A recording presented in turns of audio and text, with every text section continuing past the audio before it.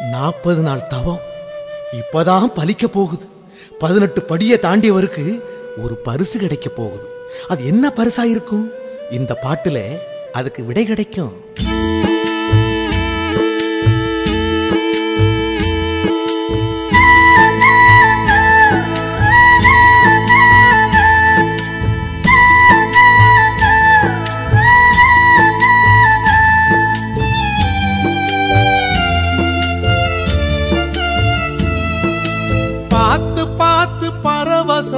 பரவசமானேன் சுவாமி, பார்த்து பார்த்து பரவசமானே.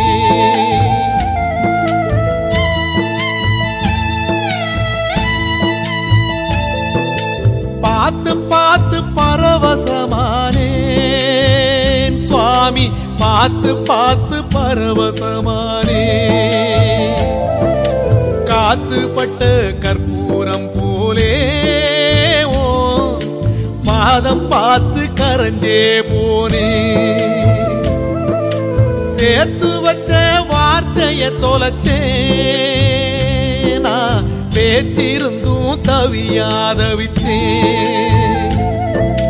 நேத்து வச்ச விரதம் இந்த உடம்பு கரைஞ்சு போச்சு. உன பார்த்து வச்ச பொழுதே என் மனசும் கரைஞ்சு போச்சு. நேத்து வச்ச விரதம் இந்த உடம்பு கரைஞ்சு போச்சு. உன பார்த்து வச்ச பொழுதே என் மனசு கரைஞ்சு போச்சு. பார்த்து பார்த்து பரவசமானேன் சுவாமி, பார்த்து பார்த்து பரவசமானே. பார்த்து பார்த்து பரவசமானே என் சுவாமி, பார்த்து பார்த்து பரவசமானே.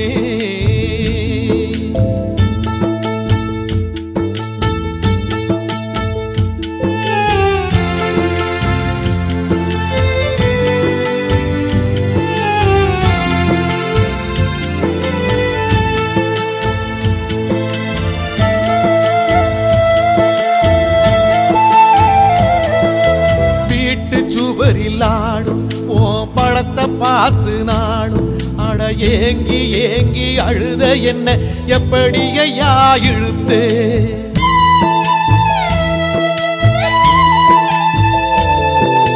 காட்டுக்குள்ளே குழந்தை நீ எப்படி இங்கே இருந்தே என கூட்டி வந்து நடதோறந்து குறு குருன்னு சிரிச்சே. ஓ சிரிப்ப பார்த்து சிந்தை சிதறி போச்சு. அது படியில் உடைச்ச செதறு காயாச்சு. ஏன் நாக்க சுழட்டி சுழட்டி நல்ல சரணம் போட மறந்தேன். அந்த மேற்கு வாரம் போல இங்கே அழுது சிவந்து கிடந்தேன். பார்த்து பார்த்து பரவசமானே என் சுவாமி, பார்த்து பார்த்து பரவசமானே. பார்த்து பார்த்து பரவசமானே என் சுவாமி, பார்த்து பார்த்து பரவசமானே.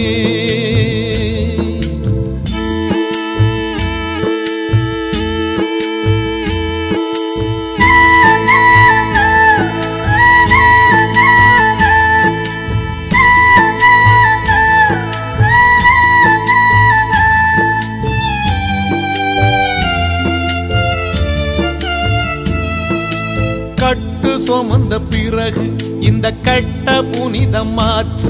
உன கண்டுபிடிச்ச 2 விழிக்கு தரிசனந்தா பரிசு.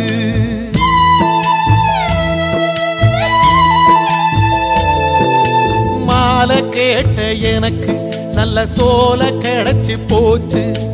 40 நாள் உழைச்சதுக்கே கடவுளோட பேச்சு.